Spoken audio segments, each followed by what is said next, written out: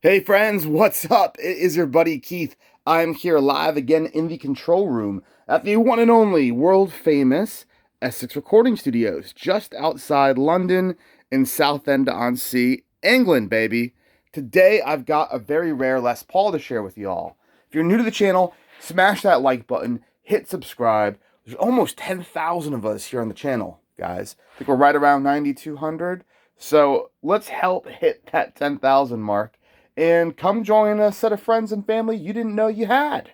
Yes. All right. So let's talk about this rare guitar that I found lurking here in the UK. This is a 1989 Epiphone Gibson Les Paul Standard. You can see the Gibson name and logo on the truss rod cover, the mother of pearl Epiphone logo right there at the top of the headstock, and the headstock is part of what makes this very unique. This has the Gibson open book style headstock, as you can see there. They only did this for 1 year. Actually, technically, they did it for 3 years. They did 86 to 89. But 89, this year, is the first year that Gibson started doing set neck Les Paul standards. The 2 years before it were bolt-ons.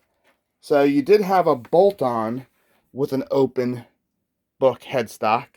But yeah, Epiphone never did set necks. And this has the long tenon set neck. The good one. The one that everybody looks out for. They also didn't do one with a carved maple top. They had a flat top in 1990. I believe they did a flat top. But this has a carved maple top and a really nice tangerine burst flame top. They have so many names for so many different bursts, but yeah, this one's highly 3D. You can see loads of these stripes. I mean, just like look in here and watch them kind of disappear, depending on how the camera is. They're gone, and then boom, they're all there. Highly 3D holographic flame top. And this is gotta be the nicest Epiphone I think I've ever seen. The Rosewood Fretboard, very deep, dark hues. I'm not sure if it's Brazilian. It looks like a Brazilian Rosewood Fretboard. But yeah, these were built in the Samick factory in Korea.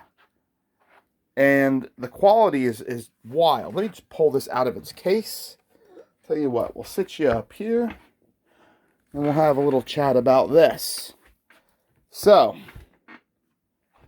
yeah, you've got a beautiful, stunning flame top, binding around the body, 3-piece mahogany body. The carved maple top, I'm assuming, is a 2-piece. But this is what makes it so interesting. It's this open book headstock at the top. You can see there's a little chip, little ding on the corner there.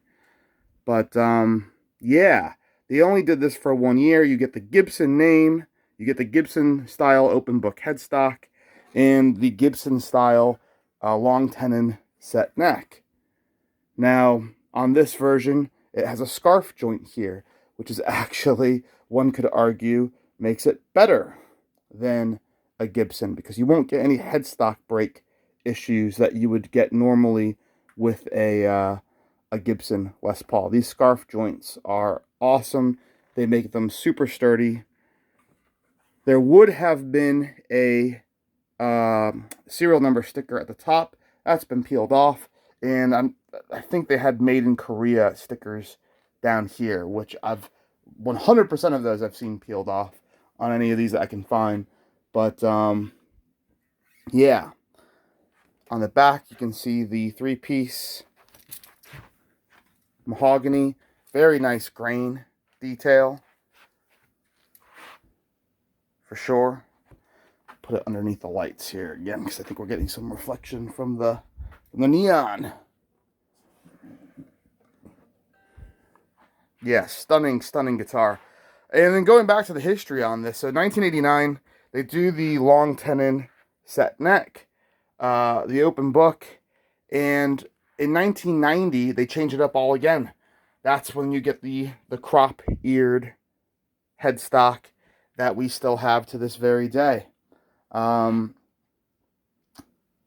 sure, the quality on these, the build quality, you can tell that it was costly, it was expensive, and that over the years they dialed things back to save expenses in manufacturing. These are considered a limited edition that, made for 1 year only, and are amongst the most sought after Gibson guitars made outside of the USA. As far as Epiphones go, this is the kind of the top of the mountain. I can't get over how nice the flame top is on this. Now, there's not a lot of information as far as like which pickups were put in here from the factory. I couldn't find anything about that. I couldn't find production numbers, but what I can tell you is that they're not that common. The tops, they did seem to have a variety of finish options. I've seen one or two that have this finish. I've seen a more traditional sunburst. I've seen a desert burst. I've seen black. So I don't have a lot of details. There's an Epiphone wiki that does talk about 89 being the first year and only year for this headstock and having a set neck. And what we do know as well is with the Gibson truss rod cover, that's generally reserved for the top of the line, very best and most exclusive Epiphones.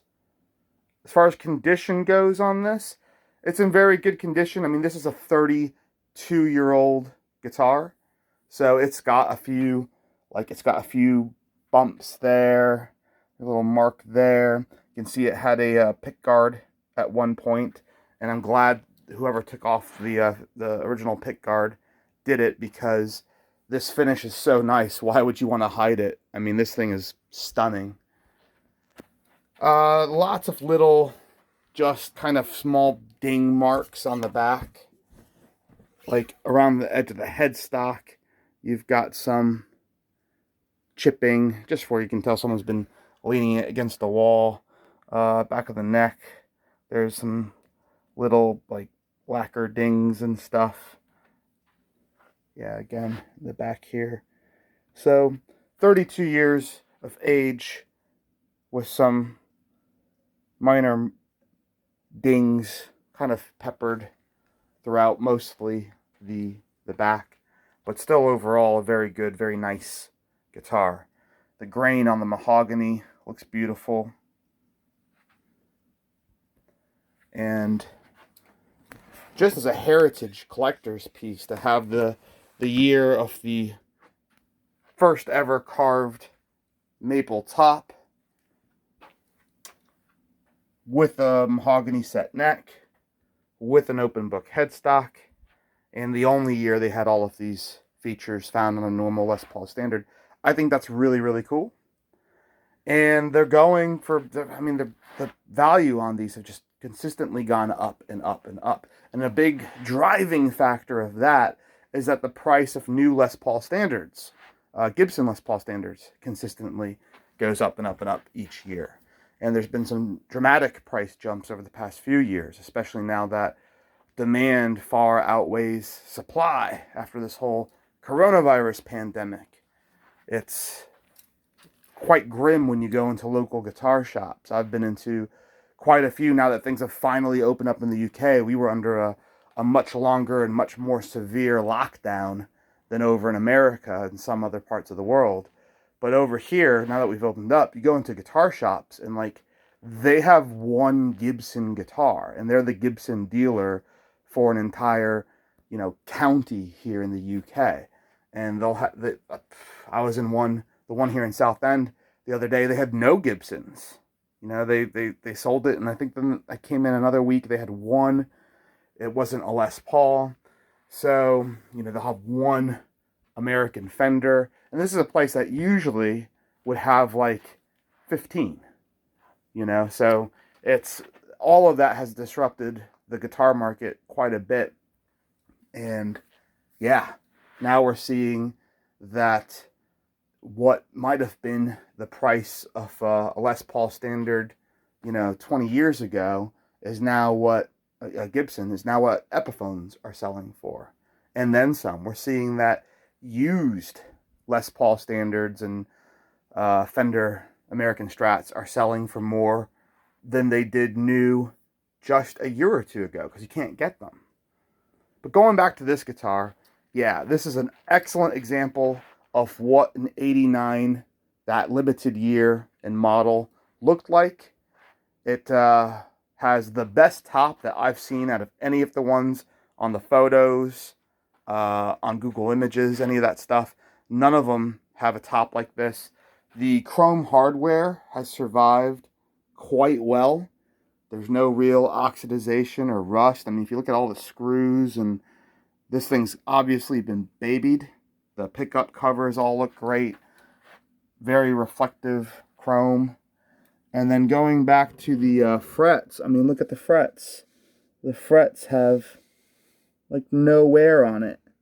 This looks like it belonged to someone, probably the same person, for all of its life until it came to us, and then just had very mild play and was kind of picked up, leaned against the wall, got little bumps and marks here and there on the back, but overall just very, very light and gentle use. I think anybody that has this guitar will find it to be a real conversation piece amongst guitar nerds. If you're a guy that has a lot of guitar buddy friends, they'll think this thing is just awesome, because the top is better than what you get on many Gibsons. I'd say most Gibsons. Most Gibsons don't have a nice flame top. Most of them plain tops. And then when you do get flame tops, a lot of them are just like 2A. This is definitely a AAA flame top. This thing's intense. And the flame goes all the way up. Really, really cool. Other thing to note, the inlays. The inlays have a more pronounced outline, I would say. Like at first, I thought it was like a sticker. But one thing you'll notice on Epiphones is that often their inlays are more precise. I don't know if it's a different process or it's just a different factory, but you'll see a lot of like bad outlines and seepage on the outside of Gibson headstock logos. But yeah, anyway, I gotta run. I'm running out of time here. I've got like 10 seconds left before my phone dies. So follow us on all the socials. It's at Essex Recording Studios, and we'll see you soon with more guitar videos coming up. If you want to buy this, it's on our website, EssexRecordingStudios.com and Reverb.com. Later, guys.